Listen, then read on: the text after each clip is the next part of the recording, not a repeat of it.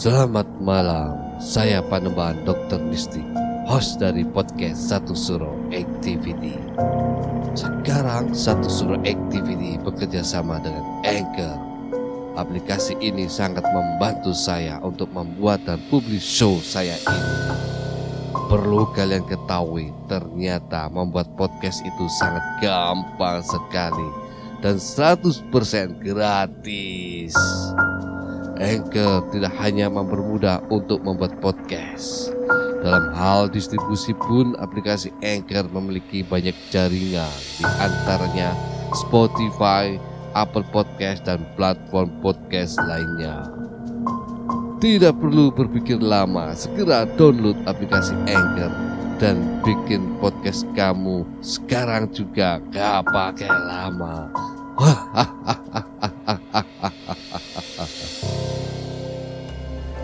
Saat ini Anda mendengarkan podcast Satu Suro bersama Mistik.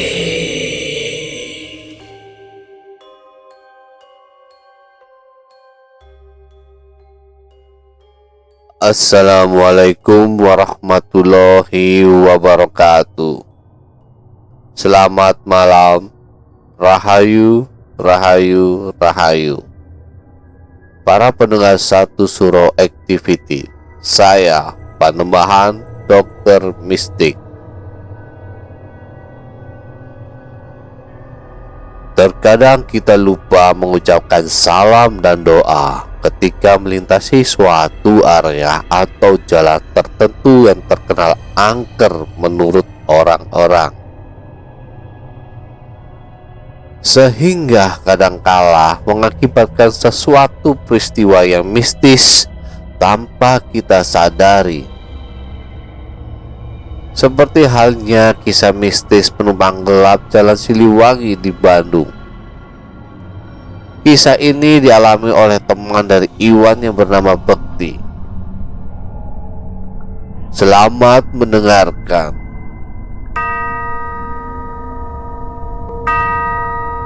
Bekti seorang mahasiswa tingkat 3, sekitar tahun 2006. Malam itu, Bekti bersama teman-temannya mengerjakan tugas kuliah secara berkelompok di kos-kosan dekat kampus. Sekitar 6-7 orang.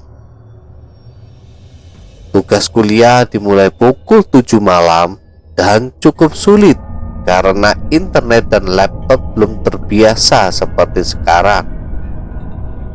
Jadi pengerjaan memakan waktu kurang lebih 6 jam hingga pukul 1 malam.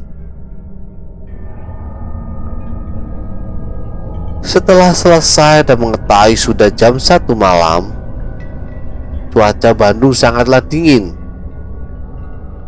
Bekti dan Jaya memutuskan untuk pulang, sedangkan 5 orang lainnya memutuskan untuk menginap di kos-kosan karena sudah terlalu larut. Bekti dan Jaya menggunakan kendaraan masing-masing. Bekti menggunakan mobil, sedangkan Jaya menggunakan sepeda motor. Mereka menuruni jalan turun di sekitar Cimbuluit, area kampus. Jaya menghampiri jendela kanan Bekti. "Bek, udah lu lurus aja lewat Cihampelas. Gak baik kalau belok kiri. Tahu kan cerita soal Jalan Siliwangi?" Bekti menjawab, "Ah, jauh bro. Gua kelamaan kalau lewat Cihampelas, bakal muter lagi." Jaya menimpali, "Ya udah, kalau maunya begitu, gue lurus aja ya ke arah Cihampelas." Mereka berpisah di pertigaan itu. Singkat cerita, Jaya sampai rumah dengan selamat. Nantinya kita bergeser ke Bekti yang belok kiri. Malam itu embun malam mulai turun di kota Bandung. Perlu diketahui bahwa Jalan Siliwangi ini berjarak sekitar 700 sampai 800 meter saja. Sangat berdekatan dengan Dago dan kampus negeri di Bandung. Namun banyak cerita-cerita horor di situ. Sebut saja di tahun 90-an, ada boneka yang digantung dengan posisi leher yang terikat di atas pohon. Jalan Siliwangi digambarkan rindang dengan pohon-pohon yang sudah berusia puluhan tahun, bahkan ratusan tahun. Kiri jalan itu adalah tebing dan hasil semen mural karya seni warga Bandung. Kanan jalan adalah pintu masuk Saboga, Sasana Budaya Ganesha, kampus negeri di Bandung. Kita kembali lagi ke Bekti. Sebelum dua ruas kiri kanan yang diceritakan Bekti harus melewati jembatan konstruksi kecil, Bekti mempunyai kebiasaan melihat spion kanan, kiri, dan spion belakang. Apakah ada kendaraan lain yang menyalipnya? Bekti memulai dengan melihat spion kiri, aman.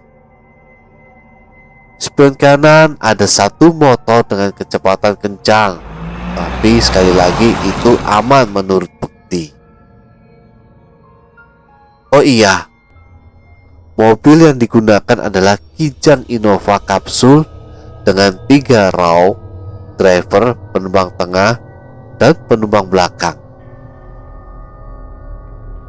Tiba saatnya Bekti cek spion tengah. Tidak ada mobil di belakang. Namun di row terakhir sebelah kiri ada penumpang perempuan menunduk dengan rambut yang terurai di depan. Bekti sontak memberhentikan mobil. Dia keluar dan shock. Namun berpikir orang jahat lebih berbahaya ketimbang makhluk halus. Maka dari itu dia menyalakan rokok sesekali dia melihat mobilnya. Sosok wanita itu tetap ada di row belakang. Perlahan tapi pasti sosok wanita itu menggeser kepalanya ke arah Bekti merokok. Bekti lari terbirit-birit sampai beberapa ratus meter ke depan. Memang di dekat situ ada rumah makan cepat saji 24 jam. Bekti membeli minuman dan makanan sambil menenangkan diri. Bekti tidak bercerita ke siapapun, misalnya satpam atau penjaga resto. Sambil makan, dia kepikiran 2 hal keamanan mobilnya dan makhluk tersebut. Namun, kekuatan untuk menjaga keamanan mobilnya lebih dia pentingkan. Dia kembali ke mobil tersebut. Namun, wanita tersebut masih ada di row belakang sebelah kiri. Apa yang harus dia lakukan? Kembali dia berjalan ke resto cepat saji tersebut dengan menawarkan makanan untuk Bapak Sapam agar menemani dia sampai ke mobil tanpa menyebutkan alasannya. Kebetulan satpam hanya satu, dan pada akhirnya Bekti tetap sendirian. Waktu menunjukkan jam 1:49. Bekti kembali ke mobilnya dan wanita itu sudah tidak ada. Dengan keraguan, Bekti masuk ke dalam mobilnya dengan kecepatan yang cukup kencang. Dia menyetir kembali ke rumah. Rumah Bekti ada di sekitar area Cigadung, yaitu Bandung daerah atas. Sampailah dia pada rumahnya dengan selamat. Yang perlu diketahui adalah kamar Bekti memiliki jendela di mana langsung di depan jendela tersebut mobilnya dia parkirkan. Bekti tidak tinggal sendiri. Dia tinggal bersama kedua orang tuanya dan 3 adiknya. Garasi dia kunci. Dia masuk ke kamarnya, ganti pakaian, minum obat, sholat, dan mengerjakan ritual-ritual sebelum tidur, yaitu seperti sikat gigi dan lain-lain. Tiba di masa tidurnya, Bekti sama sekali tidak kepikiran apa yang menimpanya tadi. Namun, horden jendela belum ditutup, yang tentunya roh pertama dari mobil Kijang Innova-nya nampak. Dan wanita itu ada di row pertama di sebelah supir dengan persiapan kepala bergeser seakan-akan bersiap menatap Bekti. Bekti menutup jendela dan terbirit-birit masuk ke kamar orang tuanya. Keesokan hari, Bekti tidak dapat dihubungi, tidak mengikuti perkuliahan, dan dinyatakan sakit oleh orang tuanya selama 4 hari. Para pendengar Satu Suro Activity, itulah tadi kisah dari si Bekti. Dia mendapat penumpang gelap di Jalan Siliwangi.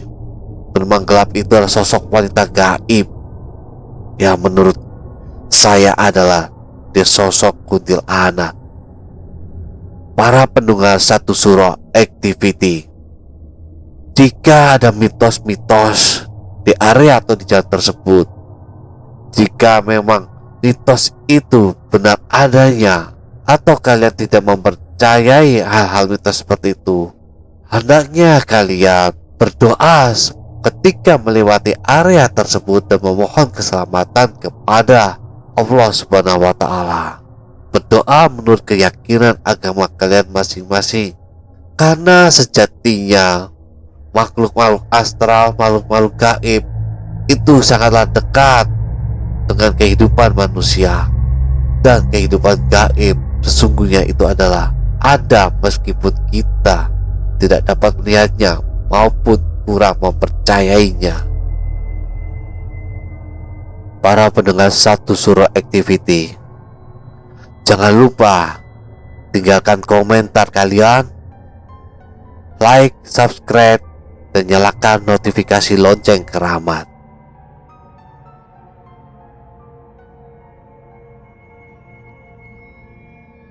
Para pendengar Satu Suro Activity, tetaplah iling lan waspodo.